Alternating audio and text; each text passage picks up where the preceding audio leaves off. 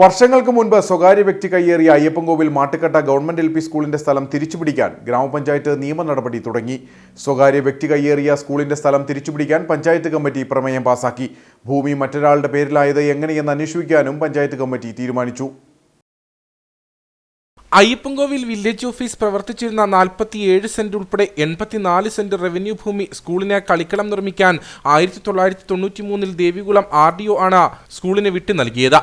1995 വരെ ഇവിടെ പ്രവർത്തിച്ചിരുന്ന വില്ലേജ് ഓഫീസ് മറ്റൊരു സ്ഥലത്തേക്ക് മാറ്റിയെങ്കിലും കുട്ടികൾക്ക് കളിസ്ഥലം നിർമ്മിക്കാൻ നടപടി ഉണ്ടായില്ല.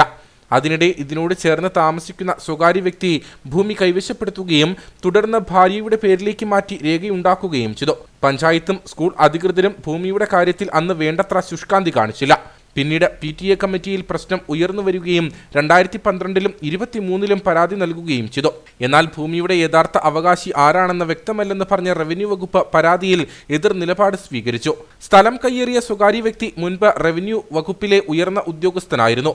ഇതാണ് റവന്യൂ വകുപ്പ് പ്രശ്നത്തെ അവഗണിക്കാൻ കാരണമെന്നാണ് ആക്ഷേപം. RDOയുടെ ഉത്തരവിന്റെ പകർപ്പ് ഇപ്പോഴും സ്കൂൾ രേഖയിലുണ്ട്.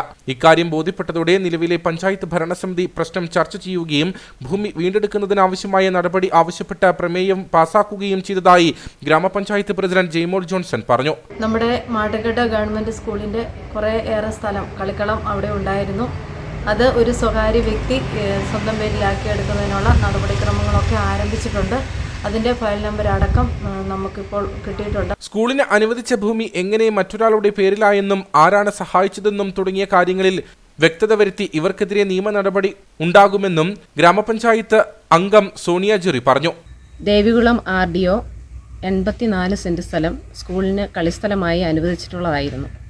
എന്നാൽ ഈ കളിസ്ഥലം ഒരു സ്വകാര്യ വ്യക്തി കൈവശം വെച്ചിരിക്കുന്നതായി മനസ്സിലാക്കി സ്കൂൾ PTA താലൂക്കിലേക്ക് ഒരു പരാതി നൽകിയിരുന്നു. ഇതിൻ പ്രകാരം സ്കൂളിൻ്റെ അടുത്ത് സ്ഥിതി ചെയ്യുന്ന 47 സെന്റ് സ്ഥലം മറ്റൊരാൾ കൈവശം വെച്ചതായി കാണപ്പെടുകയും അത് തിരിച്ചെടുക്കുന്നതിനായിട്ട് സ്കൂളിൻ്റെ കളിസ്ഥലത്തിനായി തിരിച്ചെടുക്കുന്നതിനായിട്ട് പഞ്ചായത്ത് കമ്മിറ്റി ഇന്നലെ പ്രമേയം പാസാക്കുകയും ചെയ്തു.